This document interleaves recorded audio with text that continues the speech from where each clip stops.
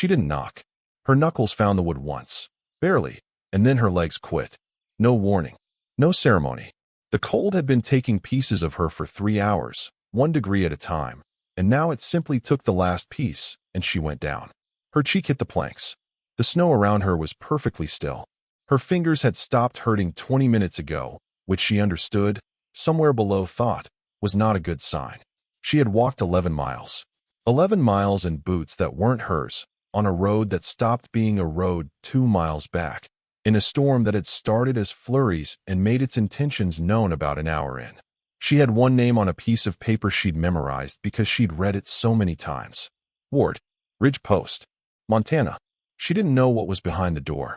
She didn't know if the man who had written 2 words, "She can come," was the kind of man who heard things in a storm. The door opened. Hard. Certain. Amber lantern light fell across her, and she looked up from the planks and saw him. Large the way the mountain behind him was large, without apology, without performance. Dark beard. Flannel worn soft at the elbows. Eyes that took in the full situation without blinking. He came down to one knee. Both knees. He slid one arm under her legs and one behind her back. He lifted her. No question. No hesitation. He picked her up off his porch and carried her inside and kicked the door shut behind him, and the cold stayed outside where it belonged. And that was the first thing Elias Ward ever did for Nora Voss. It cost him nothing. It saved her life. The fire was real. That was the first thing her body registered. Not safety, not warmth, just the realness of it after so long with nothing real. He set her in the wide chair closest to the hearth and tucked a quilt around her, cedar and wood smoke, and went to the stove without a word. She looked at her hands. The frost on her knuckles was melting in thin lines down her fingers. She could feel them again. That was either good or very bad. She wasn't sure which yet. He set a tin cup in her hands. Coffee. Dark. He watched for exactly 1 second to see if she could hold it. She couldn't quite. He wrapped both his hands around hers, just until the cup was secure. His hands were enormous. Warm the way things left near fire for years are warm. All the way through, without effort. Then he let go, sat across from her, picked up a piece of leather from the side table, and went back to working on it. She drank. "I'm Nora Voss," she said. Her voice came out like gravel. "I know." He didn't look up. "You weren't due until Thursday. The stage didn't stop at Ridge Post. Driver said it was off route. Left me at the crossroads." A pause. The fire was the loudest thing in the room. "That's 11 miles, he said. "Yes." He looked up then. His eyes were dark, not black, but the dark of deep water that doesn't reflect back what you look at it with. He held on her for a long moment. She waited for what always came next. The recalculation. The brief, polite rearranging of the face that meant this is not what I was expecting. He said, "You should sleep." That was all. He gave her the bed. No discussion. He put on his coat, told her to bar the door from inside, said there was water in the pitcher, and went to the barn. She lay in the dark and stared at the ceiling and listened to the storm work at the walls. She was still alive. That was something. She was also in a stranger's bed in a one-room cabin in Montana, having answered a letter that hadn't been addressed to her. That was the situation in its entirety. The letter had been her brother-in-law's, left open on the kitchen table in Billings. She had read it because it was open and she was standing there, and she was 29 years old and had been standing in other people's spaces for long enough that open letters had started to feel like they might be for her even when they weren't. Seeking a woman of durability, not elaborate tastes, capable of hard work and honest silence. She had stood there a long time. Then she had written back. She had written that she was 29, tall, not given to sentiment, and capable of hard work. She had not mentioned the scar. The reply had gone to her brother-in-law. "She can come. Ward." 2 words. A period. A name. She had come. She closed her eyes in Elias Ward's bed, and the cold left her slowly, and eventually, for the first time in longer than she could remember, she slept without listening for anything. "Where are you watching this from? Drop your city below. I want to know who's up late with me tonight." Morning. He was already at the stove when she woke. He had come back from the barn sometime before light, quiet enough that she hadn't heard him. She came to the table in the dress she'd slept in, hair loose. He set a plate in front of her, eggs, toasted bread, poured coffee into the tin cup at her place, and sat across with his own plate. He looked at her, not at the scar exactly, but not away from it either. He looked at her the way he looked at the weather through the window, as information, as fact, as something that simply was and needed to be understood rather than judged. She thought, involuntarily, of a front room in Laramie. Gerald's mother had come to visit on a Sunday. Nora had been engaged to Gerald Fritsch for 4 months by then, long enough to have started imagining a life, which she would later understand was the mistake. Gerald's mother had arrived in a good dress and a better hat, and she had looked at Nora in the doorway, and then turned to her son and said, loud enough for the neighbors, that she looked like something assembled incorrectly. Gerald had said nothing. That nothing was the loudest sound Nora had ever heard. She had left before dawn the next morning, taking her trunk, her composure, and a grief that didn't cry. The kind that just sits in your chest like a stone you've forgotten, is there until you try to breathe deeply and can't. Elias Ward reached across the table and refilled her cup without asking. She came back to the cabin, to the eggs, to the gray window light and the man across from her who had looked at her scar like a fact and moved on. She picked up her fork. Fence line on the north ridge, he said. Storm took down sections. Need to get to it before the cattle find the gap. I can help. He studied her the way you study a board before cutting. You know fence work? I can hold a post and swing a hammer. Something moved in his face, quiet, behind the eyes. Boots are behind the door. Small pair. The small pair was still a man's size. She stuffed them with wool socks and pulled them on. They went out into the white together. She learned him the way you learn a place, slowly, by being in it. He rose before light every morning. As if sleep were a debt he paid reluctantly and was glad to have settled. He made coffee the same way each time. Same amount, same color, same temperature. The way a man makes coffee when he's gotten it wrong before and won't repeat the error. He spoke rarely, and every word earned its place. He did not speak to fill silence. He spoke when silence wasn't sufficient. He had built the cabin himself, 8 years back. Every shelf at his height. Every doorframe cut wide enough for his shoulders. The cabin fit him the way things fit when built by one person for themselves, in a way that rented things never do. He talked to his horse. She heard him once through the barn wall, the gray gelding, December, explaining, patiently and without irony, why the early storm had come. Cause and effect. A man who expected nothing back but offered the information anyway, because it seemed fair. She stood against the barn wall and did not move until her face had returned to something she had permission for. She went back inside. She put wood on the fire. She told herself, very firmly, that she was here for durability and practical purposes and nothing else. She was becoming, she knew, a very poor liar. The second storm came on the 4th night. He watched the sky at dusk with the focused quiet of a man reading a document that requires all of his attention. Stay inside tomorrow, he said. I can. Nora. Just her name. Flat. Not unkind.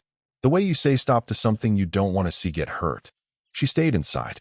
She found flour, butter, something that smelled like vanilla. She made biscuits. Her hands needed something to do, and the cabin felt wrong. Too large and too small at once. With him outside in it, and her inside without him. She did not look at that feeling directly. She made biscuits. He came in 2 hours later covered in snow and carrying the cold deep in him, the way cold lives in stone, slow to arrive in, slower to leave. He stopped inside the door. The cabin smelled of butter and heat and something alive. He looked at the pan on the stove, then at her. He hung up his coat. He poured coffee. He sat down. You didn't have to do that, he said. I know. I'm saying I noticed. She looked at him across the table. Snow still melting out of his hair. A cut above his eyebrow from something she didn't know the story of. The lantern making him look like something the mountain had decided to keep. She thought of Gerald, who had noticed every flaw and catalogued none of her efforts. This man noticed her efforts and catalogued none of her flaws. Are you going to make me stay? She asked. It came out wrong, like an accusation when she meant it as something she didn't have a word for yet. He looked at her steadily. No, he said. I'm not going to make you do anything. The fire between them was very loud. But I'd like you to. She had prepared for adequate, for sufficient, for acceptable under the circumstances. She had been preparing for that version of the rest of her life since the Sunday Gerald's mother spoke in the front room. She had worn it like a wound dressing, not to heal, just to keep moving. She had not prepared for I'd like you to, said quietly across a table by a man who had not once looked at her scar like a problem to manage. She did not know what to do with that, so she did what she knew. She passed him the biscuits. She said the north fence would need another section when the snow cleared, and he said he'd been thinking 2 sections, and neither of them said anything about the thing building in the room, warm and uninvited and as real as the cold outside, which kept trying the walls and failing at them. On the 7th morning, she found the letter. Not the original, not his letter to her brother. A different one, folded on the workbench, unfinished, held flat by a hinge he'd been mending. She did not mean to read it. I am writing this because the words won't come out right any other way. She is not what I described in the letter. What I mean is that she is not someone I can keep thinking of as an arrangement. She walked 11 miles in a blizzard to a door she didn't know would open. She held fence posts barehanded when I forgot the extra gloves. She made biscuits in the second storm and didn't say they were for me. She just put them on the stove. I have been trying to figure out how to say this to her for a week. I cannot get it right. What I know is this. I don't want a practical arrangement anymore. I don't know if she does. I'm not good at asking. It ended there. Unfinished. Unsent. She set it back exactly as she'd found it. She replaced the hinge on top. She stood at the workbench and thought about Gerald, who had never once tried to write the words down because it had never once occurred to him that the words were owed to her. The stone in her chest, the one she'd been carrying since Laramie, loosened. Not gone. Just loosened. Enough room to breathe. She put on the big boots. She went to the barn. He looked up when she came in. December shifted in his stall. She said, without rehearsing it, I'm not good at asking either. He went still. But I'd like to stay. She held his eyes. Not because of the arrangement. Because of the fence and the biscuits and the way you talk to December when you think no one's listening. Because you said my name in the storm like it meant something, and I've been thinking about it since. She held on. I want to stay because I want to. Not because I have nowhere else. He set down the tool in his hand. He looked at her the way he looked at everything, measuring the shape of her, the full and specific weight of what she was. Not to see if she was enough, just to understand her. December thinks you're good people, he said. Does he? He doesn't like most. Should I be flattered? Probably. He crossed the barn in 4 steps. He stopped close enough that she had to look up, which almost never happened, which did something she wasn't ready for. I should have written that letter to you, not your brother. Yes, you should have. I'm not good at. I know. She put her hand flat against his chest, against the flannel, against the warmth of him, deep and constant. She felt his heart, steady, deliberate, like everything else about him. You don't have to be good at it. You just have to try. He put his hand over hers. Outside, the snow had stopped. She stayed. Spring came slowly, then all at once. Meltwater off the ridge in silver threads. The ground coming back to itself. She started a garden on the south wall. One morning she came out and 4 raised cedar beds were there. Fresh cut, evenly spaced, still smelling of pine sap. Built in the dark, before she was up, without a word about it. She stood and looked at them. He doesn't say it. He builds it. She planted tomatoes, herbs she'd sent away for, and, at the very edge, a row of marigolds, because she had one elaborate taste after all, orange flowers in the morning light. When she told him this with a kind of sheepish self-awareness, he glanced at the marigolds and said, "Good," and went back to work. She laughed. It came out before she could stop it. Real and sudden. December turned his head. Elias looked up from across the yard, and she watched something happen in his face, slow and reluctant, like a door that has been shut a long time, and he smiled. She would keep that for the rest of her life. Then, on a Tuesday in the 2nd week of May, a carriage came up the ridge road. She saw it from the garden, a good carriage, the kind that cost money, moving carefully through the ruts left by the spring thaw. She stood and watched it come and felt, before she knew why, the specific weight of a thing she had hoped was finished. The carriage stopped. Gerald Fritch of Laramie, Wyoming stepped out. He was exactly as she remembered, clean, well-dressed, the kind of man who looked like he'd never been caught in anything. He looked at the cabin, at the garden, at her, standing there with dirt on her hands and the scar on her face in full afternoon light. Then he smiled the smile she'd once thought meant something. Nora. He came toward her with his hands loose at his sides, easy, like he was certain of his reception. You look well. Better than I expected, given. He gestured vaguely at the cabin, the ridge, the general fact of Montana. All of this. She said nothing. I've been thinking about you. He stopped a few feet away. About what happened. I handled it badly. My mother, a diplomatic pause. She has strong opinions. I should have said something. You should have, Nora said. I'm saying it now. He looked at her steadily. I came to offer you a way out of this, Nora. You don't belong here. I have a house in Laramie. A real house. You'd have help, a social life. You wouldn't have to. Another vague gesture. Work like this. She heard the barn door. She didn't turn. She didn't need to. She felt him the way you feel weather change. The shift in the air, the sudden sense of something solid and certain moving in behind you. Elias came to stand beside her. Not in front of her. Beside her. He was holding a fence tool loosely in one hand. He looked at Gerald Fritch the way he looked at a section of fence that had come down and needed assessing. No anger, no performance, just clear and direct attention. Gerald looked at him. Something in his easy confidence shifted, almost imperceptibly, the way a flame shifts when a door opens somewhere in the house. You must be the husband, Gerald said. I am, Elias said. Simple as weather. Simple as fact. Gerald looked back at Nora.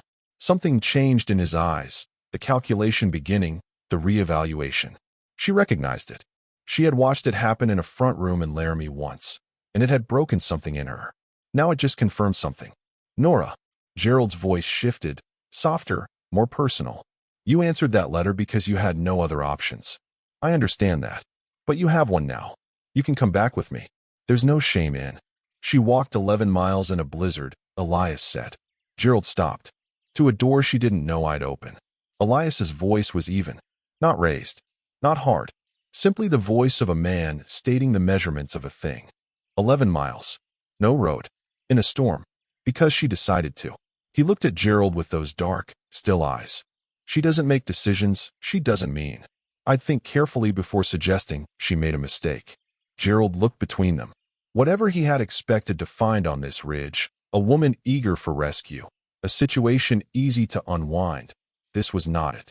Nora standing in her garden with dirt on her hands and her chin level.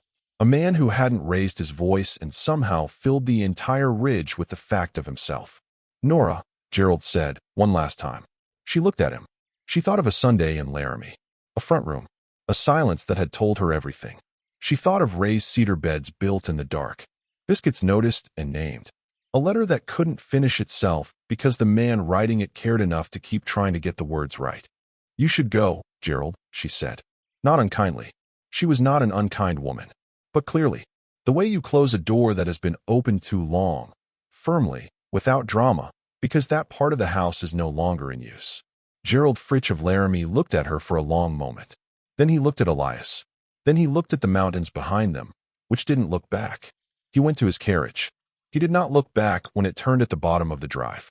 The sound of it faded into the ridge. The pines settled. Somewhere in the barn, December made a low, disinterested sound. Nora stood in the afternoon light and felt something finish, cleanly, without ceremony, the way wounds finish when they've finally been left alone long enough. Elias stood beside her. After a moment, marigolds need water, he said. She looked at him. He was already turning back toward the barn, fence tool in hand, the way a man turns back to work when work is what there is. Elias. He stopped. She crossed the garden and put her hand on his arm. Just that, just her hand, just a moment. And he looked down at her with those deep, steady eyes, and she said, Thank you for not begging me to stay. He held her look. You never needed begging, he said. You needed choosing. She held on to that word for a long time. Choosing. Not rescued. Not settled. Not placed. Chosen, and choosing back, which is the only version of belonging that doesn't eventually hollow you out. She never left. Not that spring. Not that summer. Not when the marigolds came in thick and orange and she stood in the morning light with her coffee and felt the sun on the left side of her face, the scarred side, the assembled incorrectly side, and let it stay there. That fall he left a book on boot repair on the workbench beside her coffee without comment. She learned it. That winter she told him something that changed the shape of the cabin, changed the shape of everything.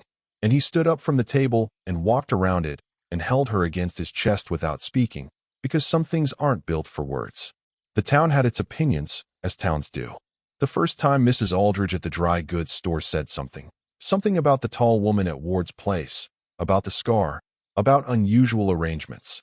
Elias set his list on the counter and looked at her with those dark, still eyes and said, "She walked 11 miles in a blizzard to get to a door she wasn't sure would open." A pause. "You haven't walked 11 miles in your life." He picked up his list. He finished his order. He didn't go back to that store. Some things are only built for staying. The roof that holds through 3 winters. The fence line walked and mended and walked again. The fire kept going because someone made the decision every single morning to keep it going. That is the story, not the rescue, the choosing. 11 miles is a long way to walk towards something uncertain.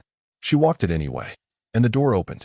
If something in that story landed somewhere specific for you today, if you've ever felt like the front room in Laramie, like something assembled incorrectly by someone who didn't know what they were looking at, drop it in the comments.